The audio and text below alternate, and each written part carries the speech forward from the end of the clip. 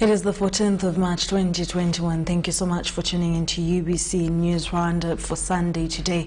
A very good afternoon. My name is Sharon, SSENYONGA.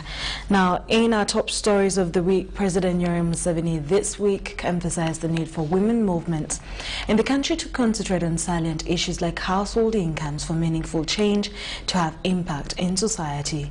The president was presiding over the International Women's Day celebrations held scientifically at State House in Entebbe. The ceremony that ran under the theme Building on the Women's Strength for a Better Future in the COVID-19 World was attended by a cross-section of prominent women in Uganda, among others. Watch.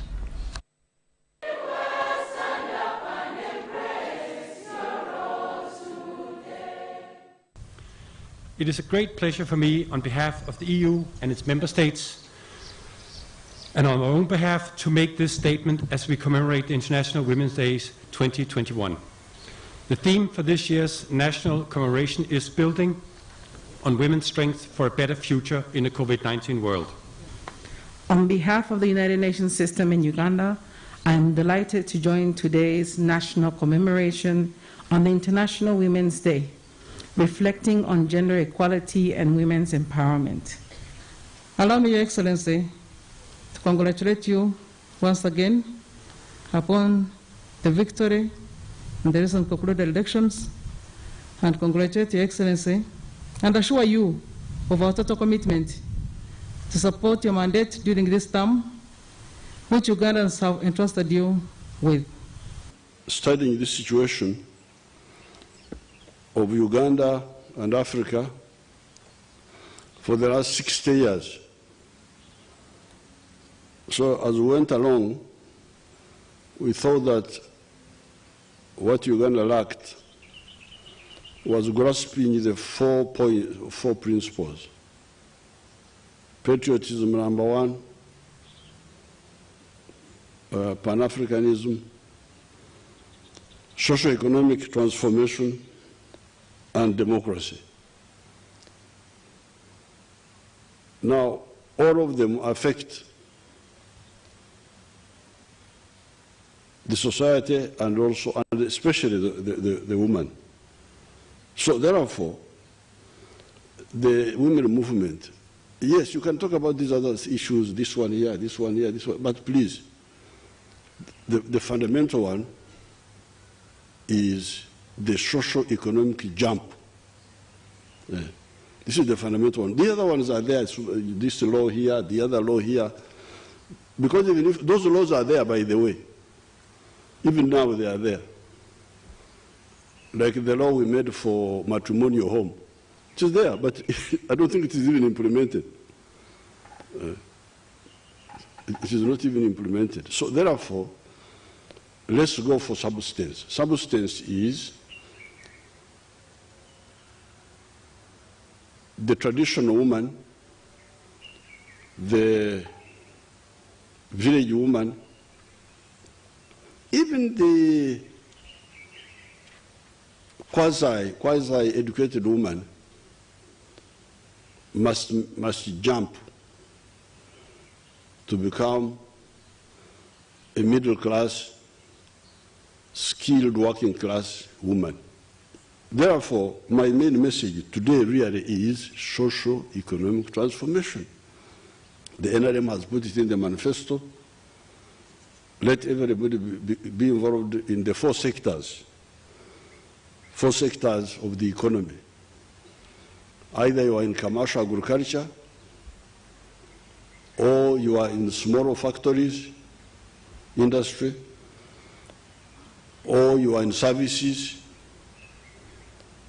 or you are in ICT. You can't just be there. The corona, we told you that this corona, when the corona came, we analyzed it, And we told you that it is possible to defeat it because we could see the characteristics of the disease. Now, people initially didn't believe us. Some people were giving different, this one, church leaders, everybody's an authority. But we insisted, we said, if you don't want to die, this is the way. And the majority of the Ugandans listened. I congratulate Ugandans really, because the majority listened. I congratulate them. Now, finally, if you really want women to have a voice, you can't use the other simple formula of one person, one vote. Yes, you will have democracy, all right, but it will be democracy with inbuilt marginalization. Yeah. That's why NRM said, no. Yeah. It must be democracy, but with affirmative action. That's our formula. So I congratulate the women. I congratulate all Ugandans on this occasion of the Women's Day. Apoyo Rubanga. Katonda wabere. Thank you very much.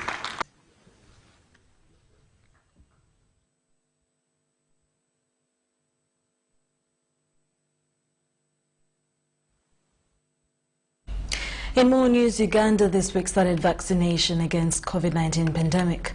This is after government secured 964,000 doses of the 18 million doses intended, warranting the segmentation of the first batch of recipients. Now, the Permanent Secretary, Ministry of Health, Dr. Diana Twine, explained that although it is on a voluntary basis, it would be wise for Ugandans to embrace the vaccination for individual benefits.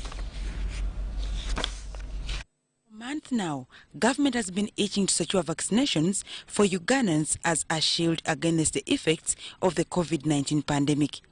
This was well demonstrated when government ordered for over 18 million doses, out of which 964,000 are already in the country. While appearing on UBC's Good Morning Uganda show, Dr. Diana Twine, the Permanent Secretary, Ministry of Health, explained that, for starters, the vaccination exercise remains rationed for those in high-risk groups like medical workers, security personnel, teachers, elderly, and those with underlying conditions. This time round, medical workers. Medical workers, we are not talking about only the clinicians. We are talking about people who work in a hospital because they are equally exposed. Therefore, that group will be all catered for. The beauty is that the numbers, for example, of medical workers, it's 150, around 150. Because we don't have enough vaccines right now, when we look at the numbers that we have for that group, and we'll have to scale down, either to start with a more risky group within that group. For example, if you're a teacher and you are 30, and you don't have any problem, you don't have any comorbidities, that one we can say, well, the vaccines we have is not sufficient to cover entire group, but let's begin within this group, let's cover the group that has more risk. Dr. Twine, however, addressed the public's fears on the anticipated side effects as not so dire to warrant one to abscond from the exercise. Even paracetamol, if you overtake it, it can destroy your liver. So any drug has side effects, but some people, they don't get any side effects. Like you take paracetamol and you will not get, you take Seprin, you will not get any, while another person will get. So the side effects of this vaccine is like any other vaccine. The pain on the side, swelling, discomfort of the arm. Some people will get maybe muscle pain, some weakness, some headaches, like any new environment that has happened. They have introduced a protein in your body, and the body is trying now to. So some you'll get, some you will not. Actually, a big percentage, over 80%, will not even get anything. We encourage everyone to come, because even the allergy, if individuals come and they say, oh, you know, for me, I am allergic to this, or I'm asthmatic, we shall give you the jab and monitor like any other. Important to note is that before being vaccinated, one is expected to sign a consenting form, which, according to Dr. Atwine, is because the vaccine is yet to acquire the final approval from the World Health Organization. The World Health Organization had to do what we call emergency approval. In any epidemic or a pandemic like this one, if you want to save lives, you must act fast. That's why World Health Organization approved it, even when they have not reached the other stage, because there are so many stages to get to the final approval. Therefore, the supplier or the manufacturer is saying, at this time, because it is emergency approval that you have decided at this stage to take this vaccine, make sure that I am protected. After the launch on Wednesday, it is hoped that the vaccine will be availed in all government health facilities countrywide for easy accessibility. Districts, we are looking at, even before districts, the region. We have regional referral hospitals. Those vaccines are going to be there. The general hospitals, the health center 4s, and health center 3s. They are going to be vaccinating. So please, don't sit in your home and say, oh, they will come. We are not going to do home visit. We expect you to go to those facilities and get vaccinated. Dorcas Kimono, UBC News. Remember that it's your choice to take the vaccination or not, because there are consent forms for you to sign before you do it. Still about COVID-19 and the vaccines, Ugandans were this week encouraged to embrace the COVID-19 vaccines as the country gears towards dealing a blow to coronavirus. State Minister for Housing, Chris Bariomonsi, laid safety fears, saying that the vaccine went through all the processes of approval. Now, Bariomonsi, who is a professional medical doctor himself, lauded scientists for inventing a vaccine to save the world from coronavirus. For the last 1 year and a couple of months, the talk in the entire world has been about the monster of the coronavirus pandemic. The talk has now shifted to the COVID-19 vaccine that most countries have procured to get rid of the virus. Unfortunately, in Uganda, this has come with some concerns of safety, a fear that has been allayed. There is nothing wrong with the COVID-19 vaccine. Actually, we should be grateful that the scientific community has made a breakthrough in terms of coming up with a vaccine which is going to help in addressing this pandemic of COVID-19. The first batch of the AstraZeneca COVID-19 vaccine was received in Uganda on Friday afternoon in a consignment that contained 864,000 doses. Medical experts say the vaccine that Uganda has procured has been subjected to a full process of trial. WHO and other world bodies, they cannot authorize the use of a vaccine or any other medication when it has proved to be harmful or when there are doubts that this kind of chemical can cause problems in the population. The arrival of the second batch brought the total number of doses to 964,000. Bariomonsi, a professionally trained medical doctor, also cites no significant side effects associated with the vaccine.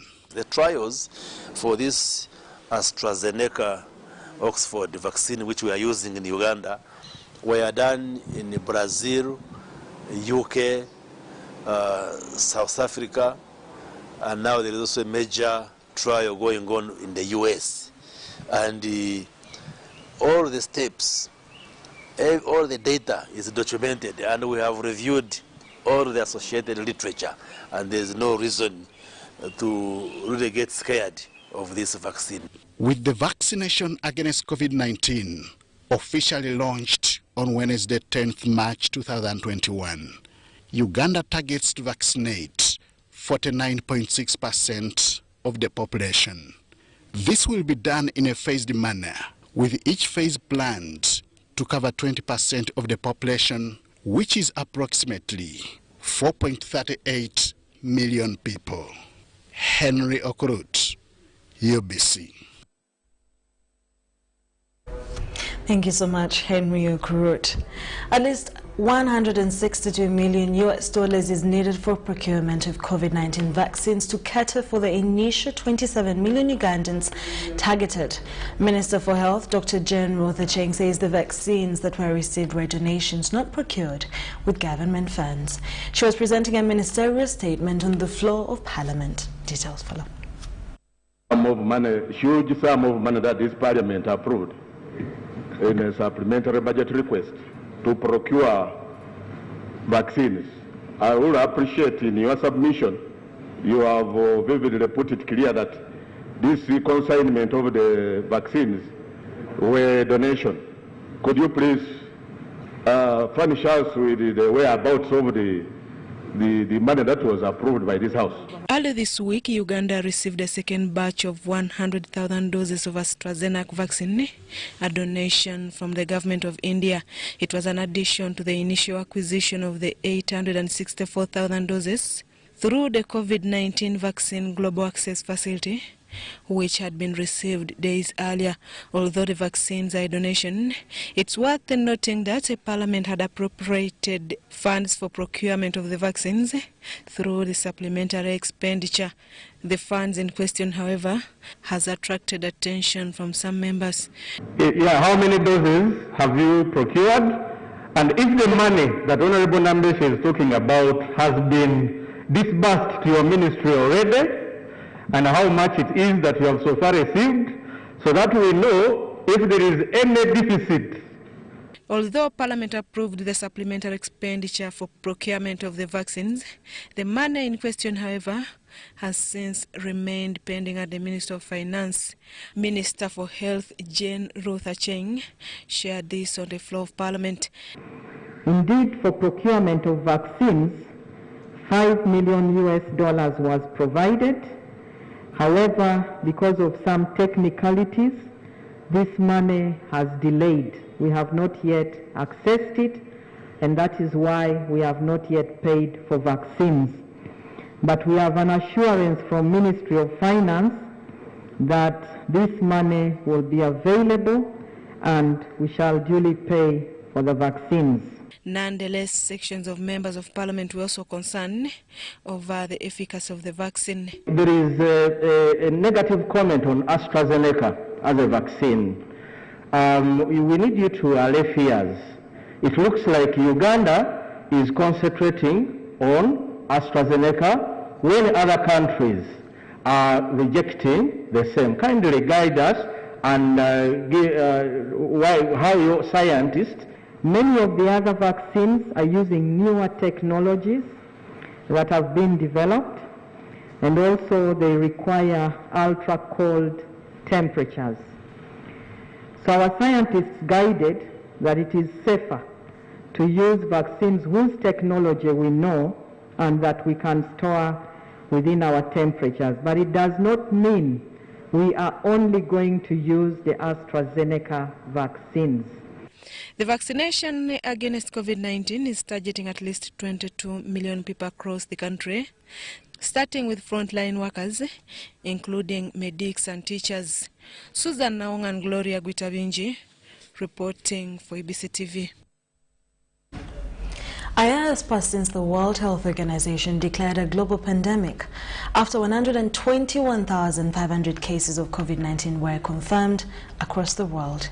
The virus has claimed several lives and has been infecting millions worldwide. In Uganda, 40,520 have been infected with, and over 300 lives have been lost. Senunu has a detailed report on this story. It is exactly a year since the World Health Organization declared COVID-19 a pandemic. More than 40,000 cases have been reported in Uganda and close to 300 deaths registered. The country has nevertheless been credited for putting in place contingency measures to contain the virus earlier on.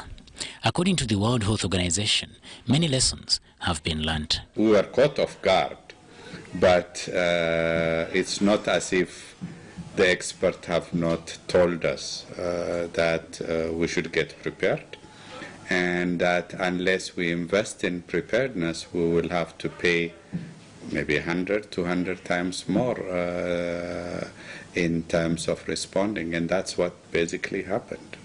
Dr. Eunice Woldemariam, the World Health Organization country representative, says efforts must now be geared towards vaccinating populations. We are not safe unless everybody is vaccinated and everybody is safe. So it's a collective responsibility, and it's an issue of survival.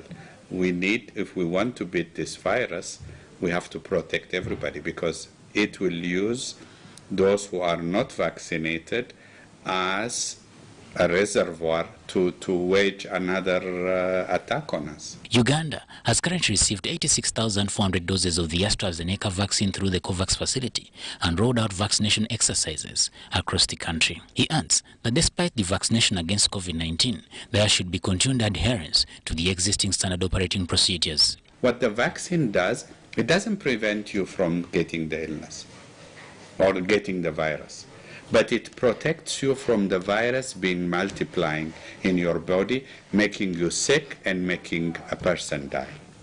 So by depriving the vaccine the possibility of transmission, and the vaccine, the virus from multiplying more and more, for more people being infected, we deprive it the possibility of its changing its behavior.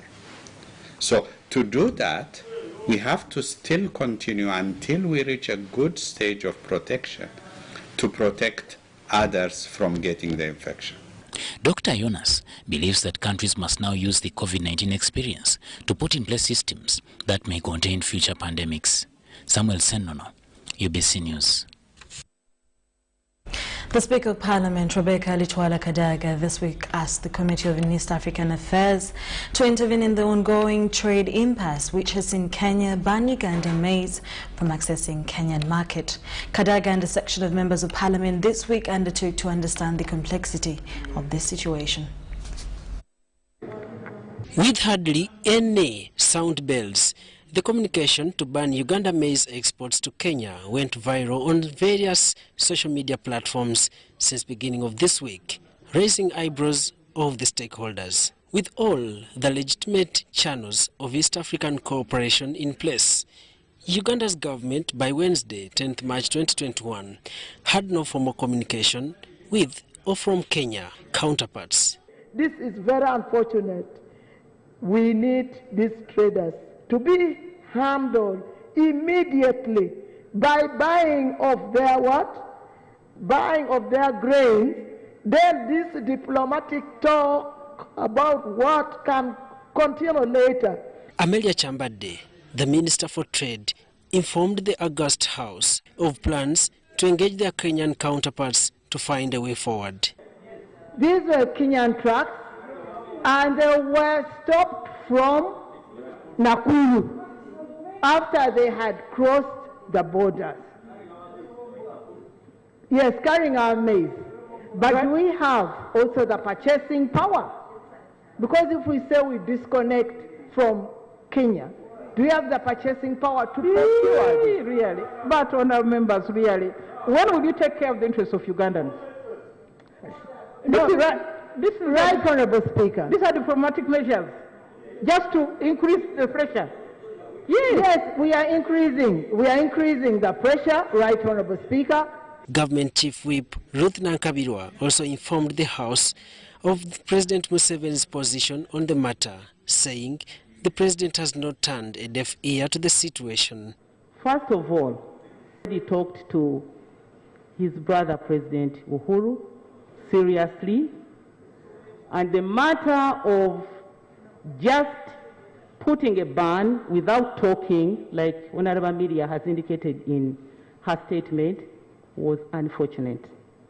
The President told me to remind this August House, as we get annoyed, rightly so, that the NRM, since 1980, has been championing Pan-Africanism to do away with borders.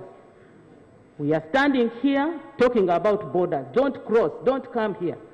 Yet the East African Federation was going to be the answer.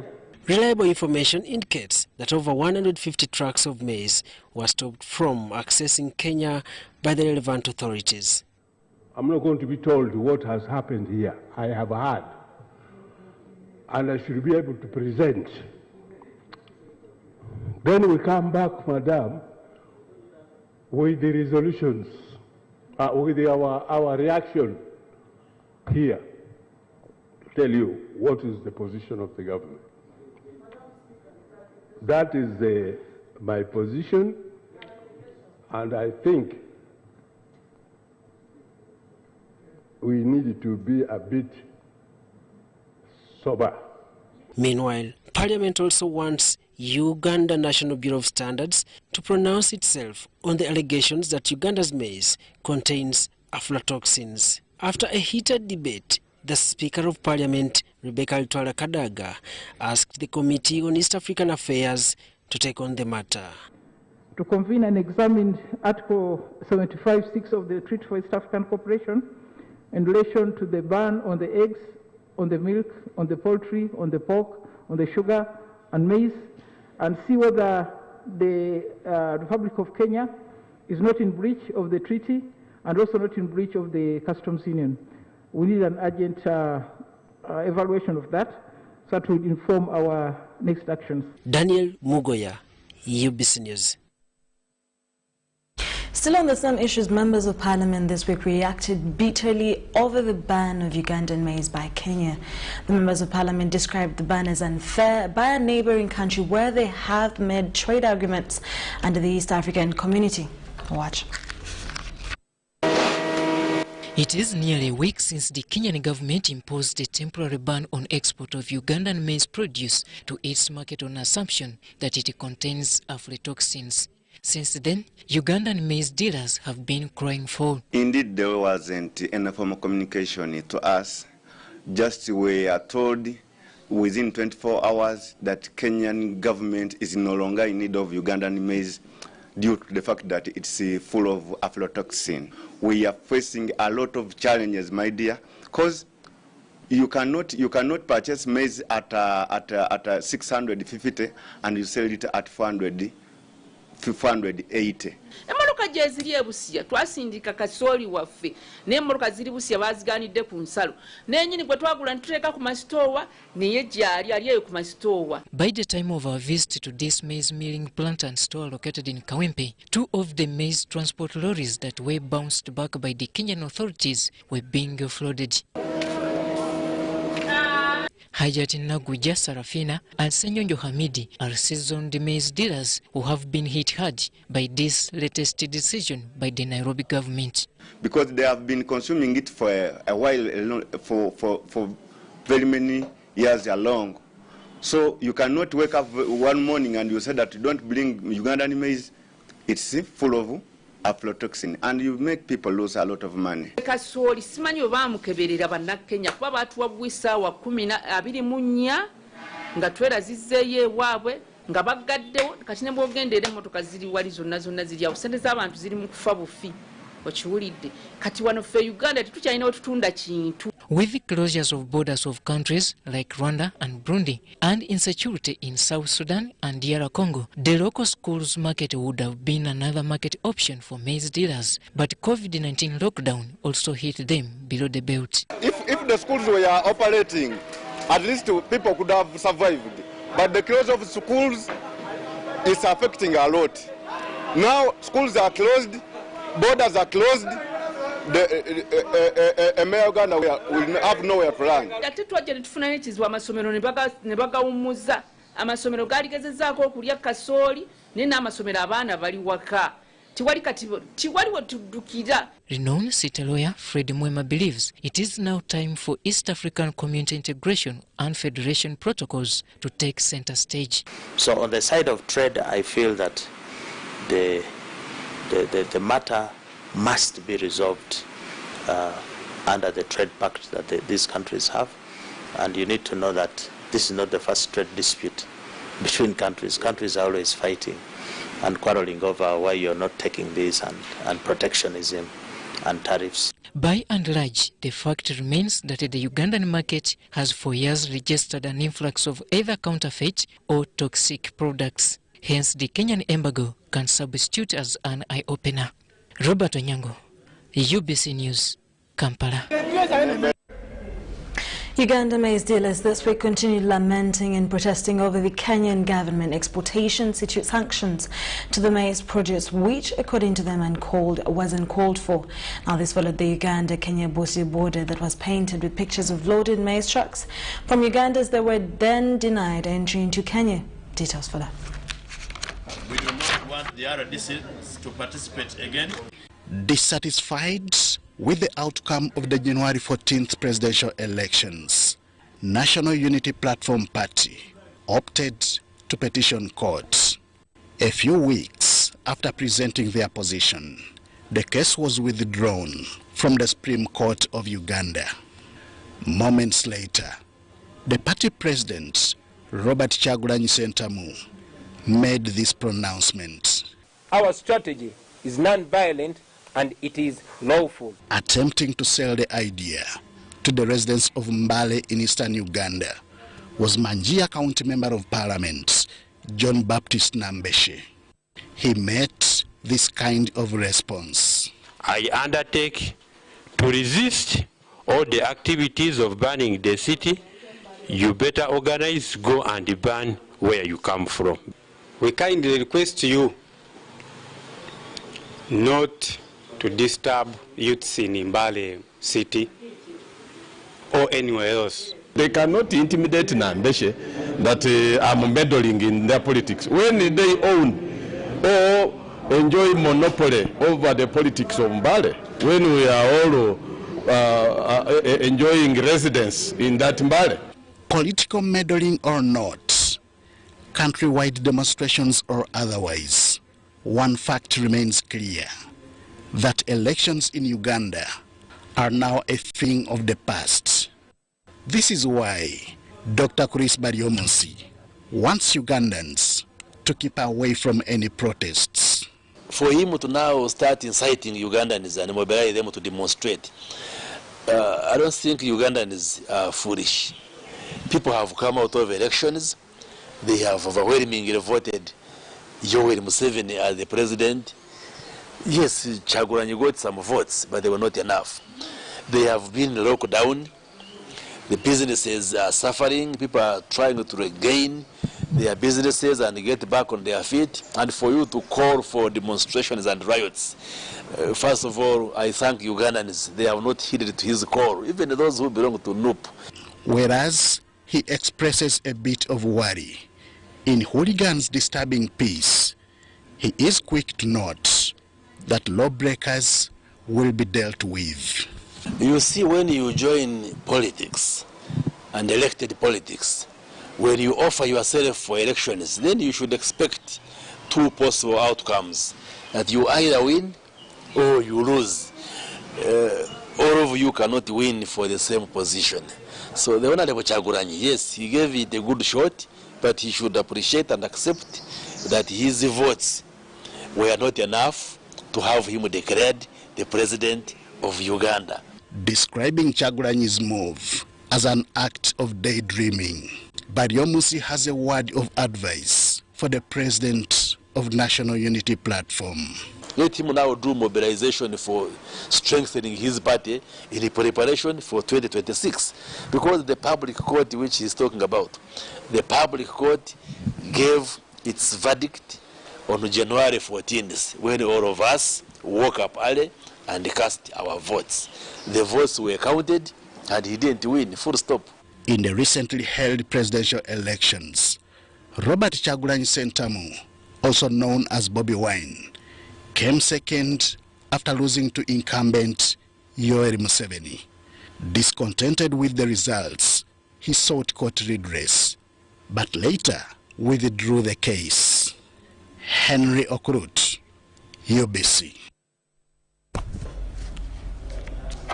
Our story you just watched is about the National Resistance Movement Vice Chairperson for Western Uganda, Dr. Chris Baryomunsi, who criticized the plans by National Unity Platform to hold protests that would disrupt the country as it's trying to get on after elections.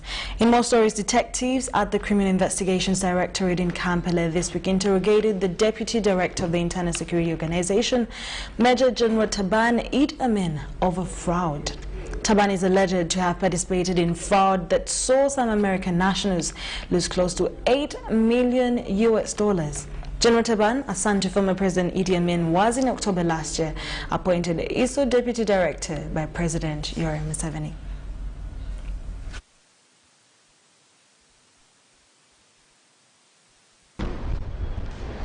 This case has been on for a while, and we've taken some people to court. You must have heard, and I believe you covered this incident, where Iwan Katwesje Enoch and others were charged to court with the offense of money laundering. Now, during the course of the investigation of the other previous case, we were able to learn that in 2019, some two gentlemen, Americans by origin, had transacted business of gold in West Africa, particularly in Cameroon. They had bought gold worth 5 million, and they left the remaining part with the gold dealers to ship it or take it to their home country in Canada. Indeed, this consignment traveled from Cameroon via Nairobi, Dubai to Canada. But the unfortunate bit of it is that when this consignment reached Canada and was opened by the consignees, they were shocked to find out that the consignment had aluminium bars instead of gold. Of course, it was a shock to them, considering the kind of money they had put in it.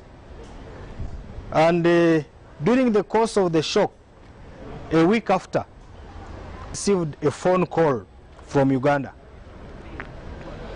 The caller identified himself as Idi Taban Amin, and that he identified himself as the head of intelligence services in Uganda. They contend that they Googled and indeed found out that Idi Amin Taban is within the security services of Uganda. Of course, they allege that he told them that their gold that was from Cameroon was intercepted from Uganda, and that the people who were taking it didn't have genuine documents. So he gave them an ultimatum of 2 weeks to come and sort it out and take their gold, or else they will lose it. We have him here. Of course, we are still processing him. We have finished interrogating him. He's recording a statement, and then we shall take a decision on whether we can give him either a police bond, or but if we realize that his release may jeopardize the remaining inquiries, then inevitably we may detain him until Monday, when we hope the matter will be completed.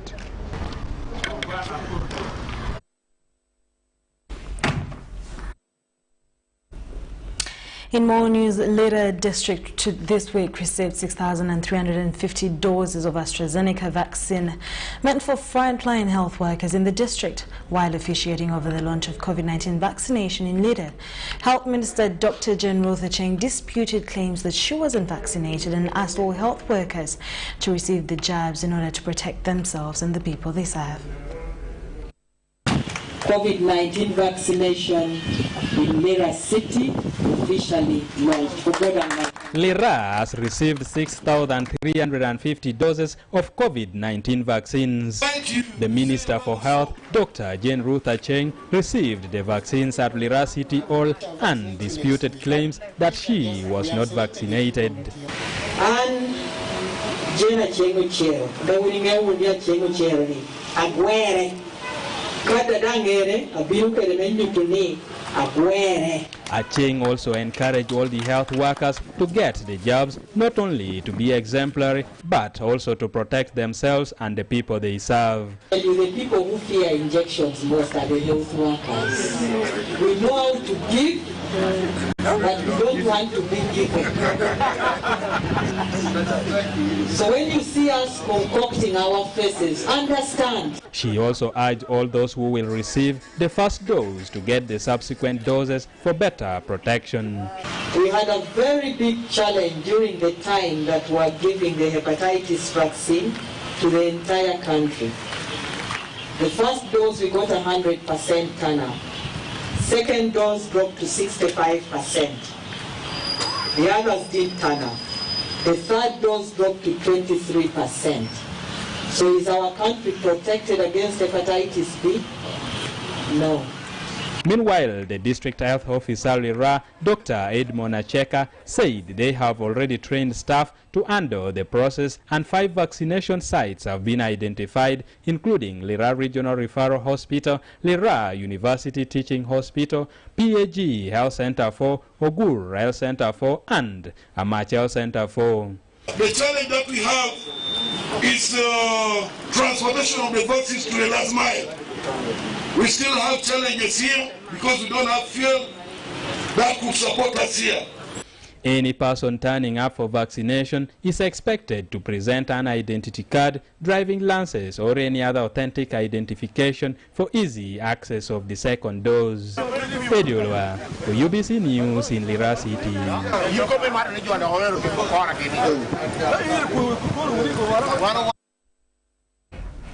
You're still watching the UBC News Roundup on the 14th of March 2021. In more stories, work to plant 5,000 hectares of oil palm is underway in Buvuma district, with 700 tenants compensated to pave way to the multi-million agriculture project. The project on the Buvuma Island had earlier stalled years due to lack of land for the government of Uganda private investor Bidco Uganda Limited.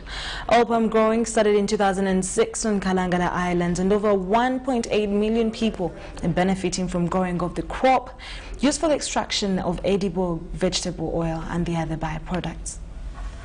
The National Oil Palm Project has taken off with the planting of the first 2,500 hectares for Bidco Uganda and 2,500 hectares for private smallholder farmers in the sub-county of Buangwe, Nairambi of Buvuma district. The project had been delayed for 16 years due to lack of enough land for extension of oil palm growing, and to date, most of the land has been acquired and already mapped for the project's takeoff. A joint team from Ministry of Agriculture, Animal Husbandry and Fisheries, Vegetable Oil Development Project and Bidco Uganda are in Buvuma to train locals on the oil palm growth requirements and the economic analysis. Then we calculate how much seedlings the farmers will take. We calculate how much fertilizer is required, and then the next stage is to make sure that we also calculate how much loan each farmer will be taking for development of establishment of oil palm, and then work out the maintenance costs of the oil palm. So those are the key things that oil palm requires careful planning if we are to take off smoothly and be able to achieve what we want. The National Oil Palm Project agronomist Charles Sembatia says that farmers under the Oil Palm Buvuma Limited are set to benefit from the perennial production. So farmers are going to form an association and they are going to form leadership. Their leadership is going to help us in organizing the day-to-day management of their fields and giving them enough training as a group, and also preparing for marketing. Over 7,000 tenants have been compensated to give way for oil palm growing, and according to Wilson Serunjoji, the oil palm for Kopaso and Buvuma, the delays in compensation has been due to absence of land titles from landlords, and also some landlords have not yet signed the sales agreement, which hindered compensation. Waliwo n'enjawulo ezekati nga ku ludda olwange mu bukyanga project ejja byenda byanjawulo saali bwe nti era pulojekiti wejja mu Buvuma kituufu abamu bagenda olw'ensonga kuba bali mu mataka ge baatunda naye abaasigala baganyulwa era n'abaafuna ssente abalina amagezi baganyulwa kuba balina kinene kye baafuna. At least 264 smallholder farmers have registered as farmers ready to participate in the project, targeting to plant over 500 hectares by March 2021. After Kalangala, now we begin with Buvuma after 16 years when the government initiated the project, I think sometime in 2004. I feel so happy because can provide the best planting practices to the farmers. The National Oil Palm Project is committed to a sustainable and inclusive oil palm development in Uganda. The project is to work through the 5 hubs of Kalangala, Buvuma, Mayuge, Mukono, Buikwe, and Chotera Masaka. This is a follow-up project on the Vegetable Oil Development Project, which successfully empowered over 3,500 farmers in Kalangala and got them out of abject poverty by raising rural incomes for smallholder farmers. To farmers in Buvuma, the dreams are real and the vision is clear.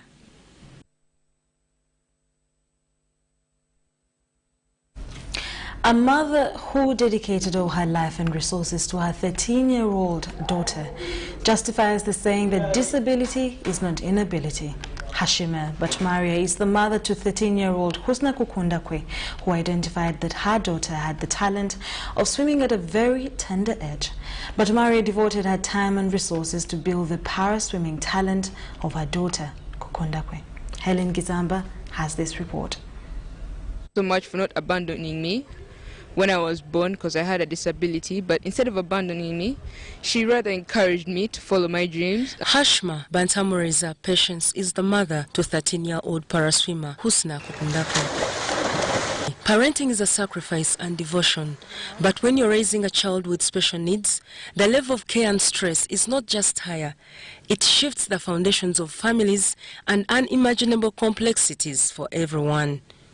Husna Kukundakwe's mom reveals to us her experience, having realized that she had given birth to a disabled child, yet she had a number of ultrascans, a move, she says, science betrayed her. I did 3 scans at Kampala Imaging Center, but they never told me. And to me, I think if they got to know and they never told me, it was really bad. They should have told me and they prepare me psychologically. But after giving birth, it was normal birth. When I looked at that, when they told me to see that baby, my looking at that baby really was terrifying, and I got a blackout immediately. Hashma is amongst the few women whose husbands have accepted with a child willingly if born with disabilities. I called the dad because I had not gone with him to the hospital, and my worry was he was going to deny that he was not the father, or maybe he does not want that child, or maybe in their family they never give birth to disabled people. But when he came, he accepted. This explains the path of sacrifice, emotion, and devotion to support her daughter Husna at all costs in any sporting activity that makes Husna happy, feel not disabled, but has the inability to do what the upright ones are doing. I would urge all the parents who give birth to children with disabilities to love them, support them, identify what they can do. For Husna to become a better swimmer, it called for high levels of commitment on the mom's side. This includes waking up as early as 4:30 a.m. to prepare her daughter, who must be in the swimming pool by 5:30 a.m. to do her training passes alongside other abled children. We leave home at 4:45. We live in Usega. It takes us like 30 minutes or 25 to 30 minutes to reach here, because by 5 we must be here. Husna is a special child, as well as her mother is also a special mom. Every mom has the dreams, and I can understand the time when Husna was born, maybe she would have got broken. But she has lot of strength. She is very brave. I've known Mommy Husna for The last 3 years we've been training together. She doesn't look at her child having disability. Despite the efforts exhibited by Bantamuriza to ensure her daughter Husna participates at international tournaments, this makes her feel like government has not done enough to support athletes with disabilities. It is really heartbreaking to see that only one athlete that needs to travel to represent the country has to go through a lot of pain to get the facilitation.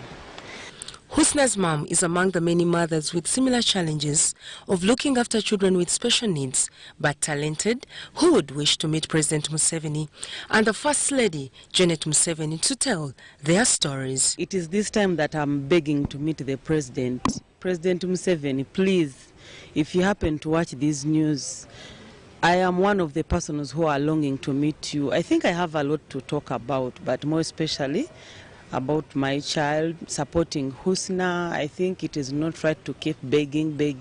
Maybe when we meet you, me and Husna, our dreams will have come true. Currently, the Super Lady is running a fundraising drive, appealing to the public to contribute funds towards Husna's participation in Para-Olympics qualification event in Sheffield, Great Britain, which is due 3rd April this year. Like the saying goes, disability is not inability. This is what Husna Kukundakwe's mom has lived to break. Since the day her girl was born with a disability, she vowed not to give up until she achieves her dream as a para-swimmer, this Super Lady. For UBC TV News, Jizamba, Helen Barbara. Thank you so much, Helen Barbara, for that wonderful story, and we only wish the best for Husna for going out there and making Uganda shine. And inability and disability indeed is not inability. We'll take a short commercial break and we'll be back with more news.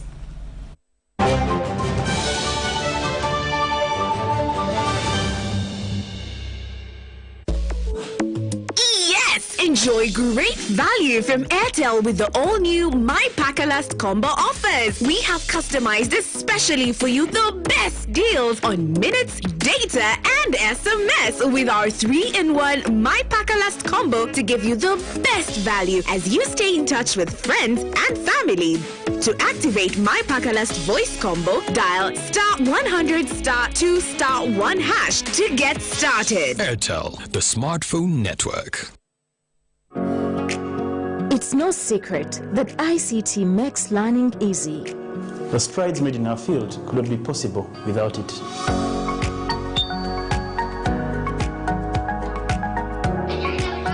And now we can watch our favorite shows. My radio is my best friend. UCC provides an enabling regulatory environment and policy guidance for healthy competition. We also facilitate ease of doing business in the communications sector through licensing, standardization, spectrum management, tariff regulation, rural communication development, and consumer empowerment. An informed consumer is an empowered consumer. UCC supports local content and innovations. Driving the development of a robust communication sector in Uganda is Uganda Communications Commission. The day the world stopped was the day we found where to go.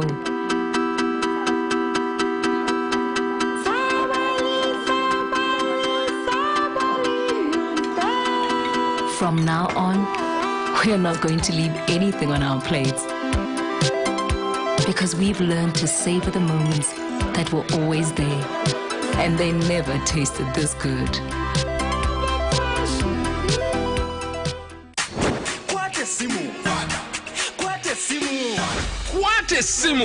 Kwatesimu!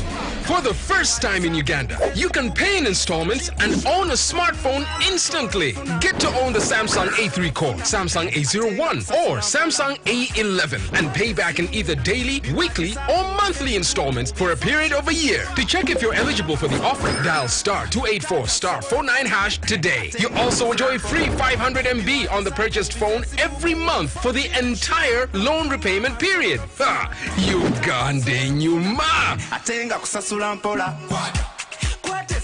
Airtel, the smartphone network, in proud partnership with MasterCard, Samsung, and Asante Financial Services.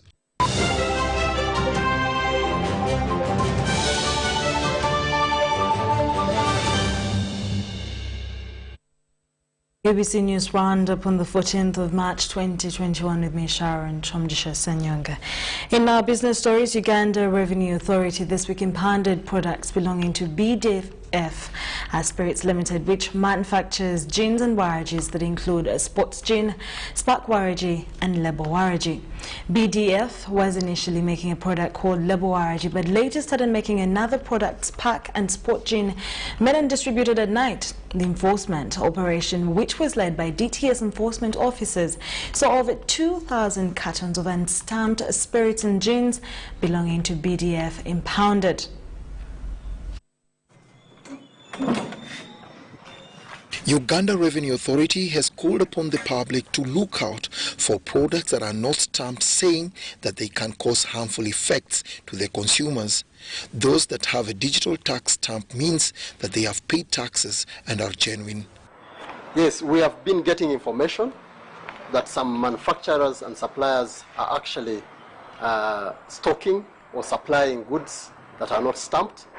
Last year, we gazetted products that are supposed to be having digital tax stamps. As you can see here, digital tax stamps. We gazetted water, soda, waraji, and beer. And some of these products that are being supplied on market are not stamped. But Ian Rumanyika, the Acting Assistant Commissioner, Public and Corporate Affairs, cautioned unscrupulous businessmen who have resorted to producing fake tax stamps at Nkuruma Road and Nasa Road in Kampala.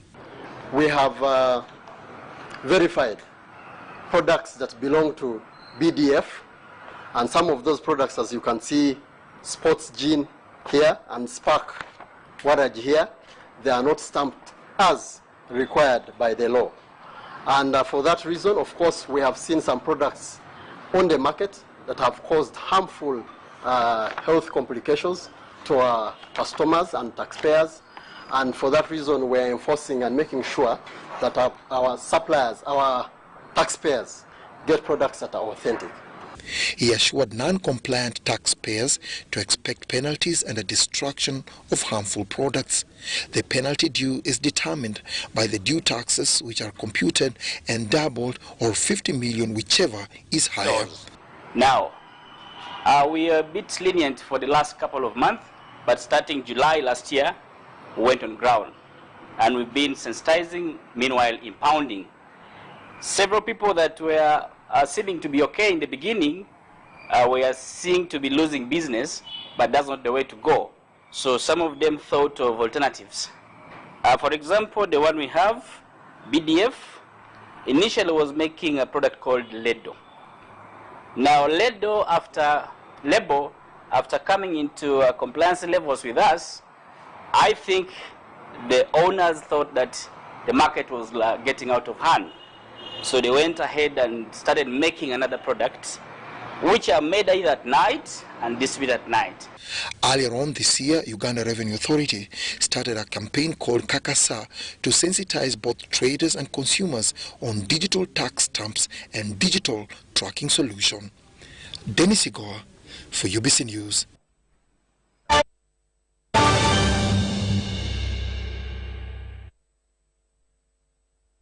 Well, thank you so much for tuning in to watch the UBC News Roundup today on the 14th of March 2021, a very beautiful Sunday.